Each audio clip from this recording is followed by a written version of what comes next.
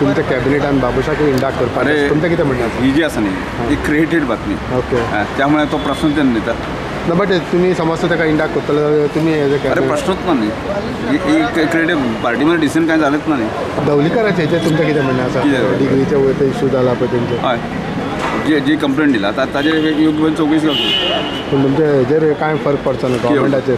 न्ही न्ही जी कितें कंप्लेंट आसा पळय जे लिगलिटी इलिगलिटी ताजेर प्रॉपर चौकशी जावंक दी. कितें ज्यो कांय गोश्टी आसा न्ही ह्या गोश्टी संदर्भात समज ताणें क्लियर सांगलें ना आपल्याला लिगल आसा म्हाका जी कंप्लेंट दिली आसा की त्या कंप्लेंटी संदर्भात आमी आनी काल हांणी सुद्दां मागलेलें आसा न्ही विश्वास की लिगल जें कितें आसा तें येवन as a sports minister GCN चला तेजेर तुमी कितें म्हणणें आसा?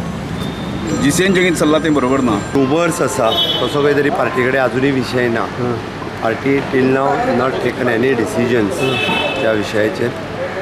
ती म्हाका दिसता प्रेसा खातीर एक आशिल्ली एक न्यूज आसा. ह्या हेजेर रिएक्शन जर फाल्यां सकाळी पार्टीन जर हेजेर रिएक्शन विचारत न्ही I spoke to the party that is the best. Sudin धवळीकराच्या विशयाचेर कितें आसा? बिकॉज ही जो government cabinet Sudin Dhavalikar is our alliance partner. Okay and he is at present with the government. Okay, no doubt he is doing his PWD work in good way. There have been allegations about providing false affidavits. I think there is his own issue and they want to see.